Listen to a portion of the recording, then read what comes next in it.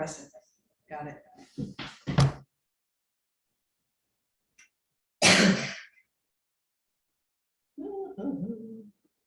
How long's it been? July? July, August, September. It's June.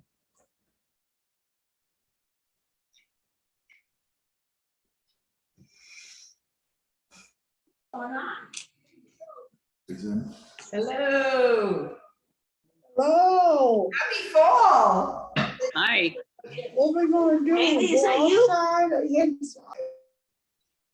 It's beautiful outside. Well, aside from the rain, the colors are beautiful. Happy fall. Happy Halloween. So we're on. So welcome. I was just asking Paul, like, when was the last time we were together? Was it June or July? It was June. Wow.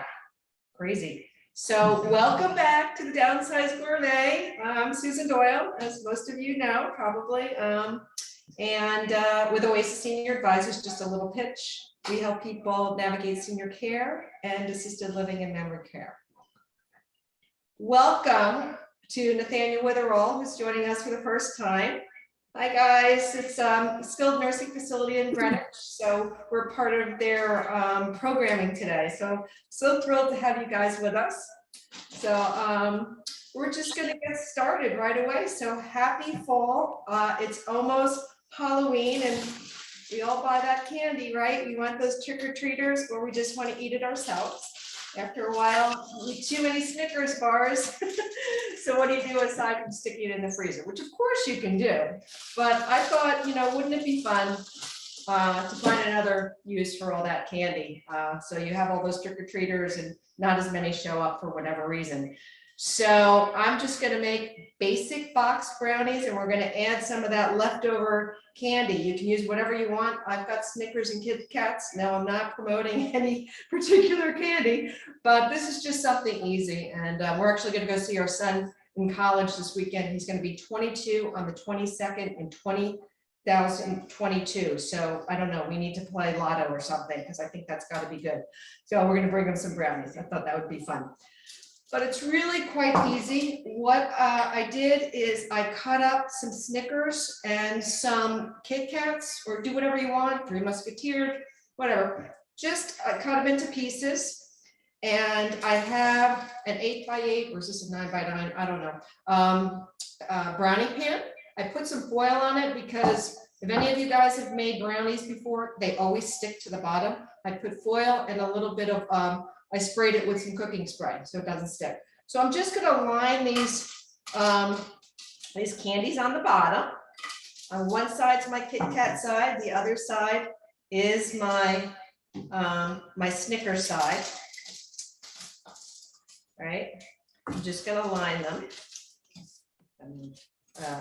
And then we're going to buy your favorite brownie mix. I mean, this was on sale, 2 for $4. So I bought, I don't know what I get, Duncan Hines. And I follow the directions. So I put in my brownie mix. Just throw it in a bowl. And this one calls for 3 tablespoons of water, which I already measured in here. 2/3 of a cup of oil, regular canola, vegetable oil, whatever. And 2 eggs. So probably my egg, 1 egg, 2 eggs. And we're doing this one first just because the brownies take a little while. And then we'll get to our next deliciousness, which is going to be the main course. I'm going to pop those in and just with regular brownie mix, very simple. Like if you have a homemade brownie recipe that you like, make that. I'm all about easy. I don't feel like making, you know, the homemade brownies, but I mean, this is wonderful. It's really easy. Leftovers you could put in the freezer, right? If you don't want to have too much sugar. So when you make use the brownie mix, you just kind of stir it around, right, 50 strokes until everything's well incorporated. I pour it right on top of my candy. Right. And this is just, you know, as I said, a regular box of brownie mix. I'm going to flatten it up, make it nice, so the brownie mix is, the batter is in all the corners. And of course, we've got to put extra on top, right? So I cut these candies just into smaller pieces. I'll show you what it kind of looks like. And it's going to go into you follow the recipe, 350-degree oven for half an hour or 40 minutes, depending on what type of pan you have, right? And that's what it's going to be. Yum, yum. So I'm going to stick this in the oven real fast. And my cook time, oops. Oh, 1 second. Me and my crazy ovens. All right, so my ovens. Oh, sorry guys. So my lower oven, I want it to be cook time. So here we go. So I put that in there. And that's going to be smelling up my house. So amazing. So what are we going to make today? You ask. Well, the brownies are cooking. We're going to be making today chicken thighs with fish butter sauce and croutons. You're like, fish sauce? What's fish sauce? How does that mix with croutons? Well, I've never really used fish sauce before. I found this recipe, thought it was interesting. We tried it and oh my God, we fell in love with it. But fish sauce is kind of, it looks like a jar of soy sauce, but the base is anchovies. So it's very salty. So that you can use this for anything, for marinades. You can use it for Bloody Marys, if that's your thing. You could put it in meatloafs, all kinds of stuff in place of your salt. So with this, I'm going to be using some chicken thighs. Chicken thighs, very flavorful and also inexpensive, right? The cost of food these days is just going through the roof. I can't believe every time I go to the grocery store how much it costs. So we're using some chicken thighs. I just put that have the skin on them and they have the bone on them. Okay, I just put a little bit of salt and pepper on them, and I'm going to put it on my pan.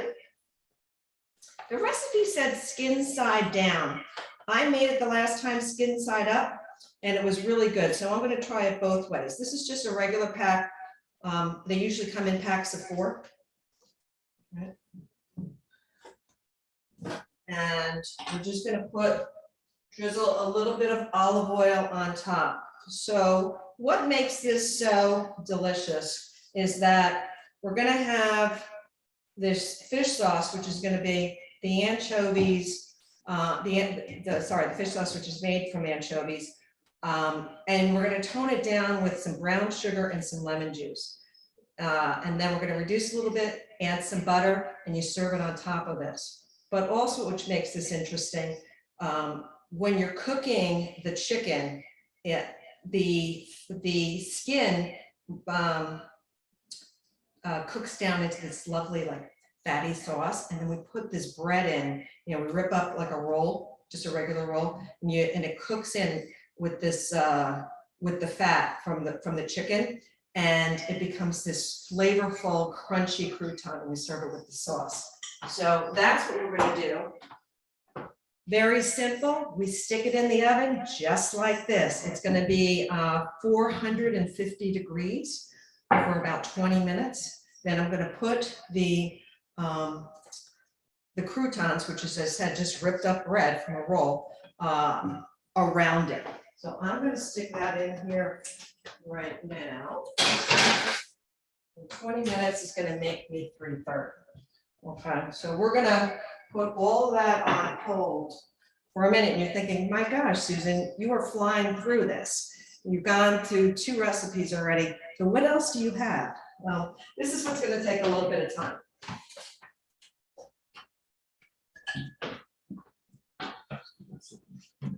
Butternut squash. Yeah, we love butternut squash. I'm just gonna stop for 1 second. If you could put your email addresses into the chat, that would be great, because as you know, all the recipes I'll send to you. I'll email them straight to you. I'll also email you them to the senior centers and to Nathaniel Witherall. This way, anybody who wants them can make them. All right, so please don't forget to do that. All right. So this is gonna be that. This is the lovely roll. So I have this recipe. So we have butternut squash, right? You see this all the time in the grocery store. What do we do with this thing? You can make it into soup, which I've done before, and I'll send you the recipe for the butternut squash soup, which we made last season. But this one, I found this great recipe. It's called a Moroccan butternut squash and chickpea stew. Why is it Moroccan? It's because of the spices we use. All right. So, so the spices are paprika, cumin, cinnamon, some pepper, and ginger. That's what makes it Moroccan, and also with the chickpeas. So how do we do this? So what's in this, as I said, I'm going to be sending this to you. It's kind of lengthy. I do not want you to be afraid of this because it's really very easy. It's a 1-pot stew. You're not using lots of different, you're not dirtying anything. So we're going to start with a cup of chopped onion, just a regular onion. A cup, depending on the size of your onion, is going to make maybe a half an onion. That's what I used, a half about this size. If you like more onion, more onion. You know, if you want to use your whole onion, use your whole onion. It's really up to you. So we're going to have onion, and we're going to saute that in garlic. And then we're going to add the spices, and then we're going to add some tomato paste, chicken broth, a can of chopped tomatoes, and the butternut, as I said, the butternut squash. This is going to be served over quinoa. If you don't like quinoa, then don't use quinoa. You can use some rice or whatever. If you want to add a protein, feel free to add some cut up chicken. If you have leftover chicken from today, you can throw that in with the stew. It's perfectly fine. This is a stew recipe, but I'm going to make it into a soup by just kind of pureeing a little bit. I just like that stew. I mean, the soup texture a little bit better. Okay, so we're just going to get started with this. Save a little bit of time. I did cut up the onion, and I'm going to go over to the stove right now. And I sauteed it with a little bit of oil in my pot. This is just a regular Dutch oven. And I'm also going to flip over my camera. So I sauteed my onion for about 5 minutes, so it's translucent, right? You see, you can kind of see through it a little bit. It's nice and sauteed. And then I'm going to add to it 2 crushed garlic cloves. I just put it through the garlic press, and I'm going to put that in right now. I found that if you cook the garlic with the onion, the garlic tends to burn because garlic cooks very, very quickly. So I'm going to put it in later, which is now. We're just going to saute that. As I said, I cut this up a little bit earlier. Anyways, there we go. My stove is heating up a little bit. As you know, I'm not used to this, to the electric stoves. I like my gas one in my other house, but that's okay. We get used to things, right? It's okay. All right, so that's gonna cook. I can smell it already. I wish you could smell my kitchen right now. It's pretty glorious. So with this, we're gonna put in, it's a half a teaspoon of paprika, and a half a teaspoon of cumin, a 1/4 teaspoon of ginger, a 1/4 of cinnamon, and a 1/4 of ground black pepper. I'm gonna tell you, when I made this the last time, I used the hot paprika, and it was pretty spicy. So this time I'm going to do half hot and half smoked. If you're afraid of the spice, don't use the hot, I would use the smoked, just something a little bit tamer. So if you don't like spice, you can definitely cut back on that, okay? I mixed all those spices together, and I'm just gonna put it in with my onion and garlic right now. I'm gonna just move that around a little bit, get those onions and garlic all coated. Just for a minute. The next thing we add is a tablespoon of tomato paste. Remember, I always buy these tubes, because if you buy the cans, what are you gonna do with the rest of it? So these tubes are wonderful, and I'm just gonna squeeze the tablespoon. I eyeball it. Fine. I'm Italian, everything, unless it's baking, I'm telling you, nothing's exact in my house when it comes to cooking. I tweak it here, I tweak it there. So we're just gonna, it smells so good. So we're gonna get those spices, we're gonna flavor up this tomato paste. And then we're going to stir in the squash and the chickpeas. I'm going to demonstrate how to cut the squash. So it's going to be 3 cups of cut butternut squash. I'll cut one, as I said, for you so you can see how to do it, or you can buy a pre-cut. This is about a half a butternut squash. So I'm going to plop that right in.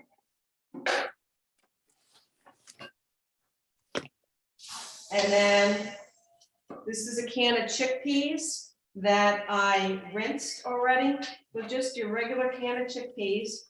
I put it in a colander and rinsed it. And I'm just going to add it to this, to the pot.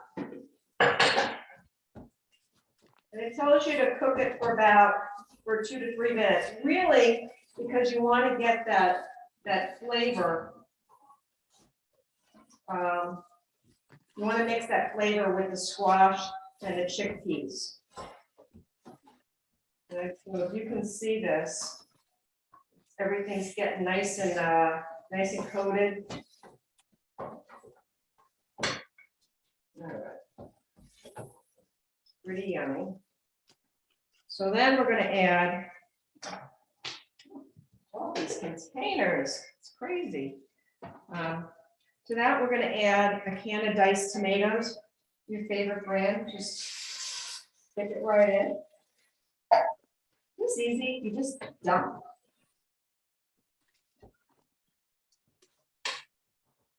And then it's calling for 1.5 cups of chicken stock.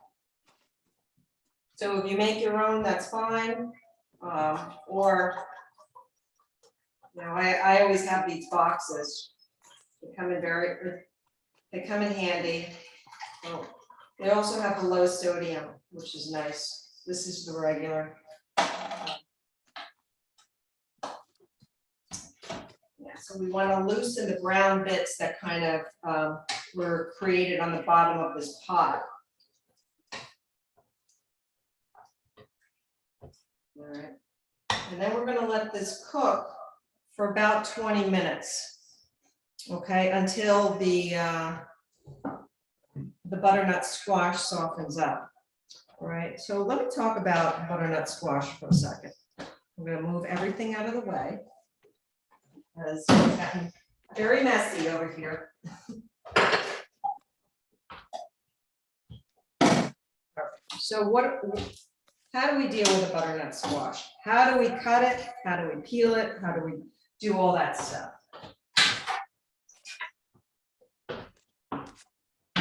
So when you get a squash, they're kind of wobbly, right? So how do you pick one? How do you pick one? You see them in the box in the grocery store. And how do you know it's a good one? Well, you want to have a uniform color. You know, if it's got, you know, if it has the green going down, not the greatest one. So, And honey, it doesn't matter. It's still okay. can we mute? That would be great. And also if it's dented, you want to kind of avoid that because that gives it an avenue for bacteria to get in. So we want it to be, this is a nice size. It has a little bulb on the bottom, right? You want to have that. So how do you cut this thing? Yeah, you can buy them pre-cut in the grocery store. That gets a little expensive, but it also is very easy. I have done that before. So you want to cut the ends off. Very sharp knife. Be very, very careful. You're going to cut the ends off. Okay. So this way it can stand, right? It's a little bit easier. And then you want to peel it, right? So just your regular peeler. These peelers are, I guess they call it a Y peeler because it kind of looks like the letter Y. Just a real sharp one, and you just peel it, right? And you go around. So it's really not that hard, you know. So when you buy the pre-sliced one, and try not to cut your finger off, like I just did. That's not good.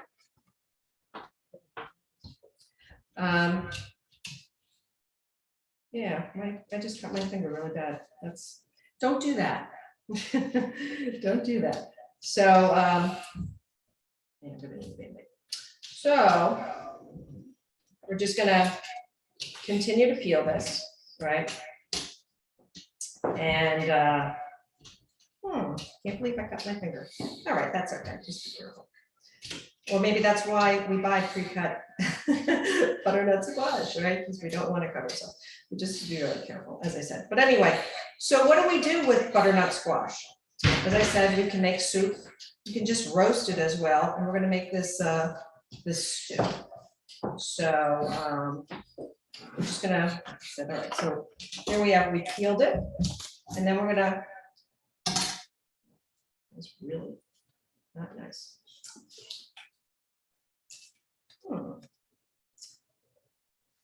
I'm gonna, thank you. Just gonna just put my little bit of it on. Excuse me.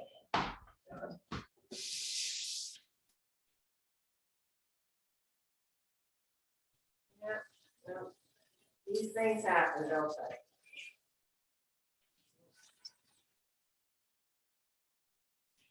Yeah. All right.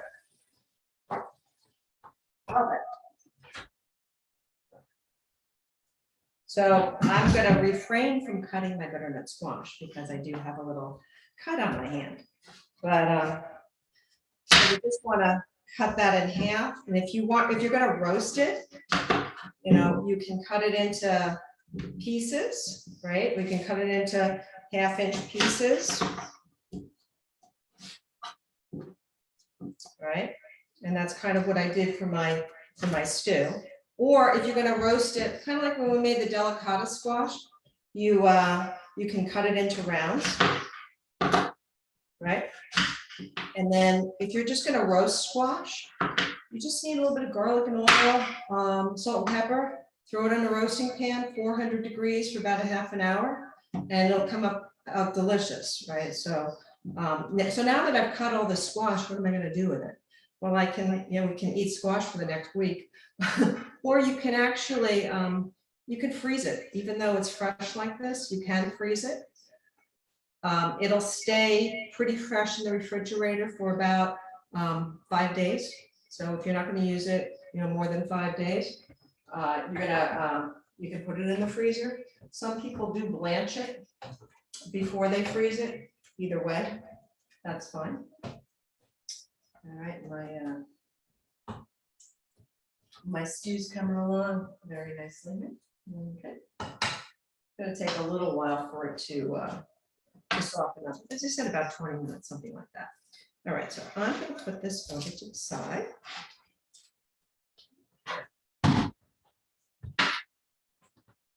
Oh, things fall all over the place here at the Doyle household. Okay, so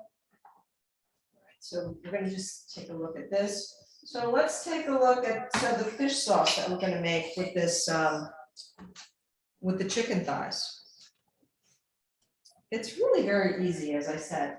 So can you see over here? Should I swap them? going to swap the pots. Okay, so this way you can see what I'm doing.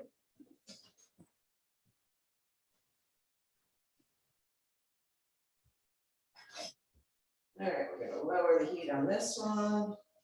Going to raise the heat on this one. Okay.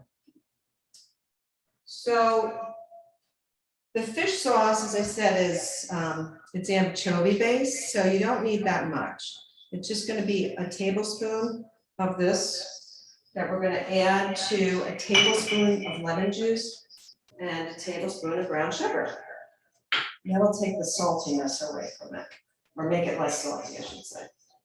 All right, so I'm going to lower this a bit. Just pour it in.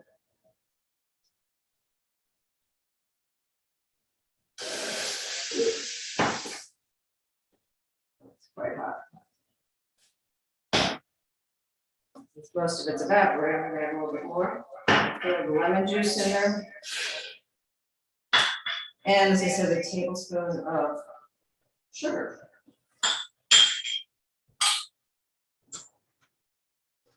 I'm just going to stir that. I do want it to reduce by half, and then we'll add some butter to it. In the meantime, I'm going to take a look at my chicken, which is coming along very nicely. I'll be putting in those breadcrumbs in a couple of seconds.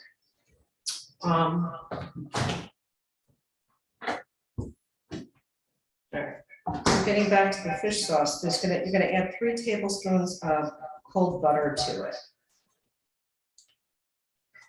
Oh, by the way, so the fish sauce you just get in any grocery store. I got it, I guess, I'm in Stanford. I just went to the Acme in the because it's the Asian aisle. You'll find all the different types of the soy sauce and the fish sauce, stuff like that. So very easy to find, and it's not expensive. And there are multiple uses for it. As I said, you're not just going to get it. I mean, you can just leave it in the fridge, but you can use it for a lot of different things.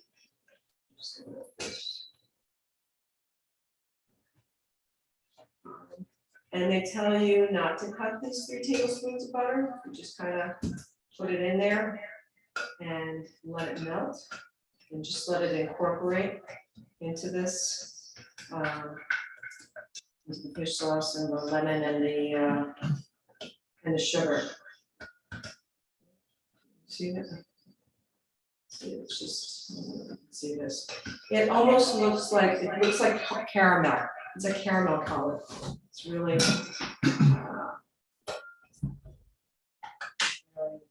very pretty looking. Can you see it? Yeah, I think you can see that. Yeah, almost looks like a grape. As I said, we're going to serve this on top of our chicken. I'll lower this down. I don't want it to burn. And so the chicken that's in the oven right now, as I said, we have the skin side down. So that skin is melting, right? And that's making a lovely sauce that we're going to put the breadcrumbs on it, or the torn bread. And I'm just going to take it out. Yeah, there's plenty of it right there. And we're going to, I'm going to take it out of the oven because I don't want it to spit at me. Like it is. So I'm just going to pour this in.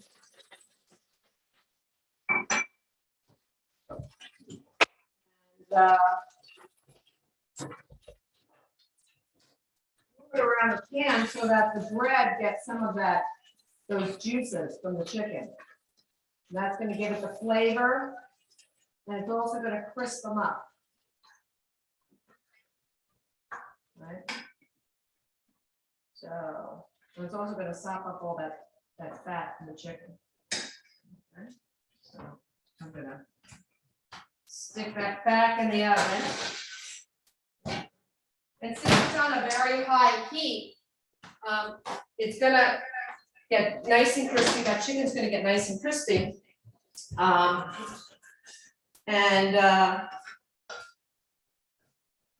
And it does cook through, don't worry about it. They're not super big pieces, right?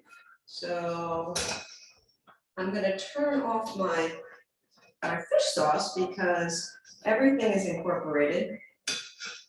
The butter is nicely incorporated into that, right? And as I said, it almost looks like caramel.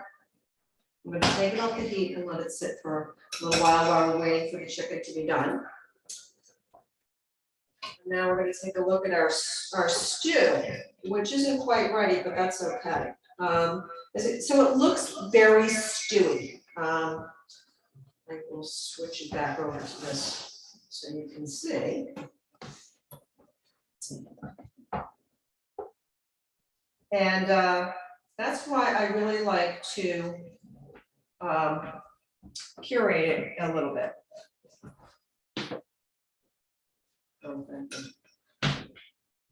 So this is gonna, unfortunately, it's gonna take a little bit of time to get soft, but that's okay. That's all right. So when we do serve it, as I said, you can serve it on top of some quinoa, which I had made already. It's just, I mean, this is, I don't mean to promote Trader Joe's, but their quinoa is actually pretty affordable, so that's why I tend to buy it from there. And I just made a cup of quinoa. Or actually, I made a half a cup. So it's, when you make quinoa, it's one cup of water to a half cup of quinoa, right? I tend to make it with chicken stock or vegetable stock to give it a little bit more flavor. This is good. So as I said, when you serve it, you're gonna put it, a little bit of quinoa here.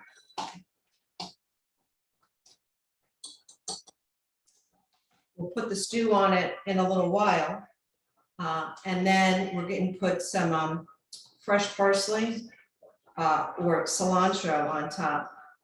So I had to run out quickly and buy some parsley because the deer ate all the parsley from my garden yesterday. I couldn't believe it. They're very, very happy right now because they ate all my fresh parsley. But that's what happens when you live in the country here, right? The deer like to eat everything, I guess, especially this time of the year. They're getting ready for the winter time, right? And they're scavenging everything. You can also, so as I said, we'll put it on top of the quinoa with some fresh parsley or cilantro, whichever you prefer.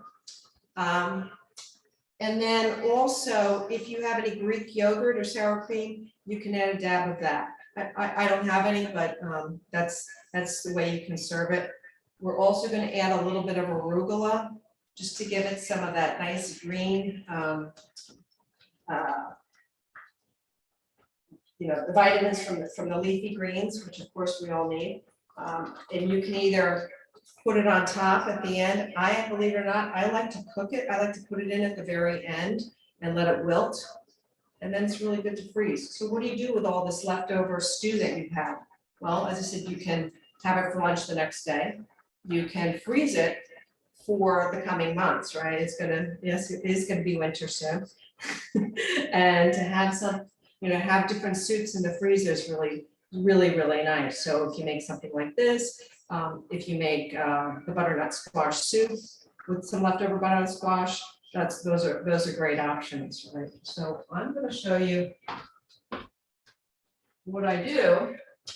As I said, I like to make this more soupy, and some people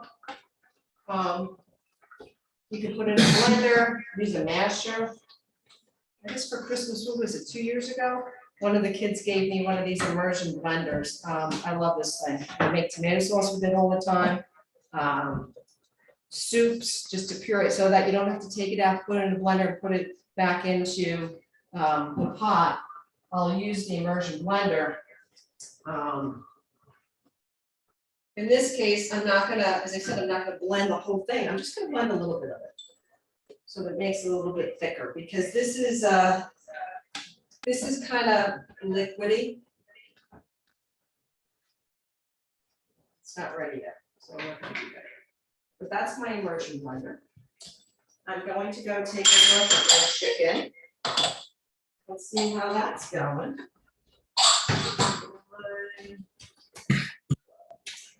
Those brownies, they're coming, they're almost up.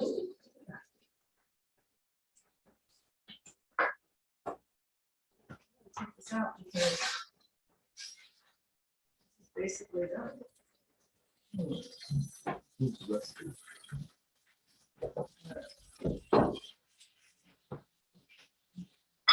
Thank you. So this is my chicken.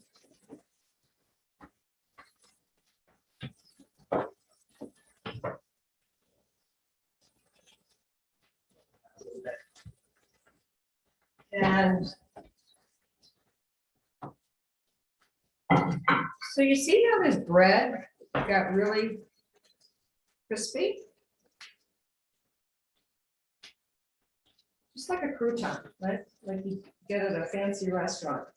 But look how easy it was to make, right? All I did was put a ripped up, these are like the little ciabatta rolls that I buy, you know, pack of them at the grocery store, and I keep them in the freezer. Day old bread is great for this. So if you have some old bread, it's perfect for this. So the way you serve it,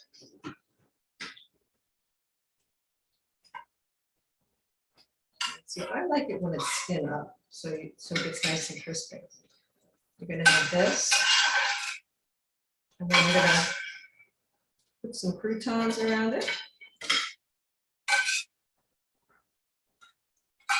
I'm so psyched for dinner tonight, aren't you? We had this the other day, and it was amazing. And then we're gonna just put a little bit of that fish sauce around that. Now, that was easy, right? Super, super easy. So that's the chicken. And I'm gonna move this out of the way over here. And I'm gonna show you what the soup looks like, because we had this the other day. I just put it in a bowl. Where did the bowl? Which I'm gonna put it over here. Yeah, there we go. So it's got the chickpeas, the pieces of the squash. This, I had some leftover chicken. Right, I made a roast chicken. I'm like, what am I gonna do? So I put it in. As I said, you can be vegetarian, or you can add another protein like chicken or turkey or something like that. Let's see. Yeah, I think this is about ready to get pureed a little bit. So how does this thing work? I'm just gonna a little go down.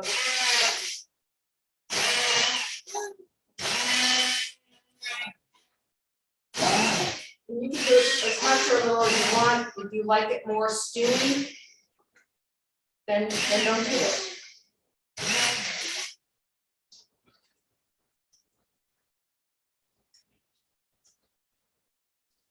So I have, right, okay. So I can, I'll show you what it looks like. You put it on top of the quinoa.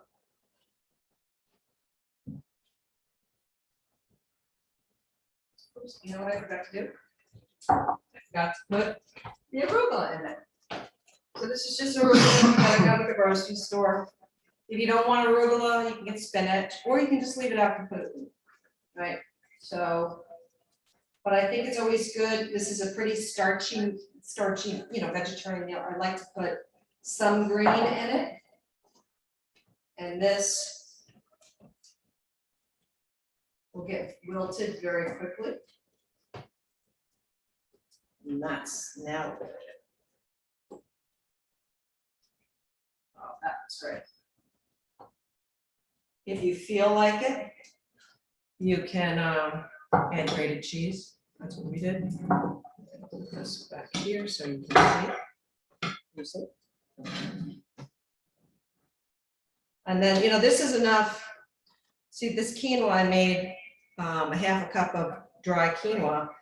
As you can see, there's a lot of quinoa left over. So you can serve this again. We can make quinoa salad, right? I can send you that recipe as well. If you remember, it's with the quinoa and we put olives and some goat cheese and just it's a really, really great recipe. Also, you can put arugula in it or spinach, really a great, great lunch, right? So we have that. And let's see how our, oh my gosh, the brownies are just about ready, which is great.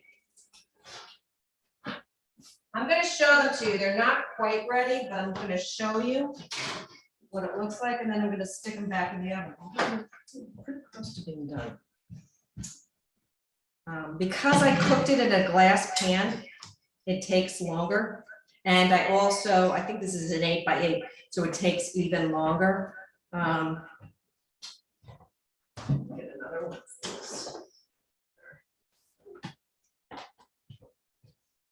But if you can see, oh, you know what, I have my sample. I made these last week too, and Paul and I have been enjoying them. But just a regular brownie that has candy in it.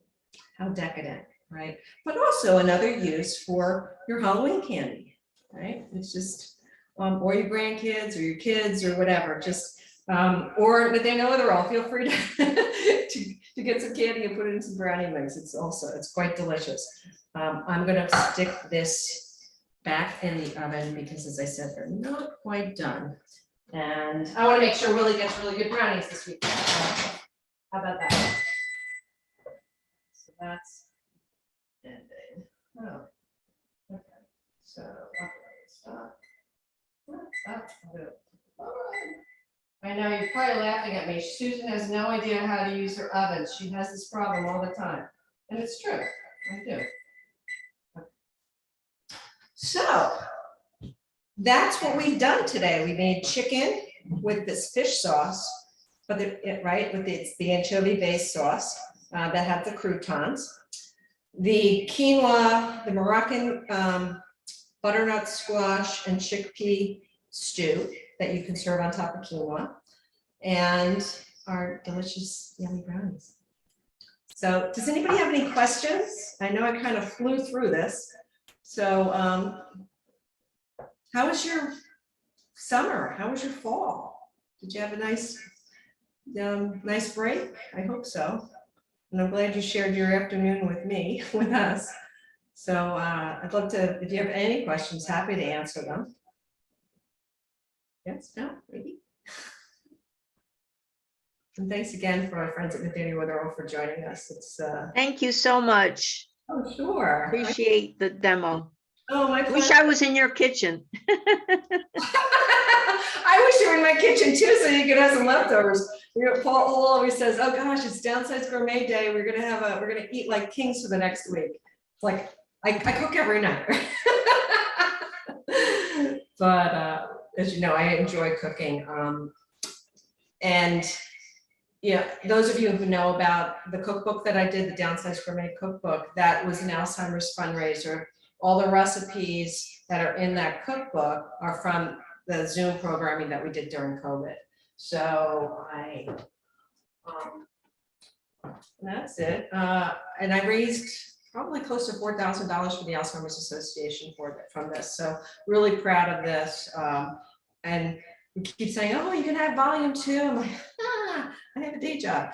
So we'll see. Maybe we'll at some point next year we'll put together another volume that has all the recipes. But you can get the recipes. As I said, I will be emailing them to you. So please make sure you put your email address in the chat. They're also on our website. You'll find them on our website under, I think they're on our website, aren't they? No? Oh, they're on our YouTube channel. You can also watch past episodes on YouTube. Just Google Downsized Gourmet and you'll find us. But aside from that, thank you for joining us. Next month is Thank November. you. So we'll probably be doing stuff having to do with Thanksgiving or really Thanksgiving leftovers. That's the one, that's the challenge. What do you do with all that leftover, all those leftovers? So yeah, and I'm Susan Doyle from Oasis Senior Advisors. Thank you for joining me. I know we're finishing up a little early, but that's okay. So Glad to see you. Oh, it's so nice to see you all too. Gosh, it's been a while, right? Thank you. You've given me some inspiration, which I sorely need. Oh, I'm so happy to hear that. Thank you. Thank you. I was cooking with my mom this past weekend. We had a blast. So, yeah. Well, have fun. Yeah, it was a lot of fun and showing her some of we were giving each other ideas because you get bored after a while, right? You do the same thing Very. over and that's what I always try and well, I'm just experimenting on Paul half the time, so. Fall. Yeah, he's smiling, he's blushing right now. Well, so long and thanks very much. Thanks so much. Thanks for joining us. You guys. Thank you. I Thank will you. See you next month. It's November 17th, I think it is. Whatever the third Monday is in November. Yeah. Oh, okay. All right. Same time, 3 o'clock. Thank you. Thank you. Thank you so much. Have a great day. Bye-bye. Thank you. Bye. Bye. Bye. Okay.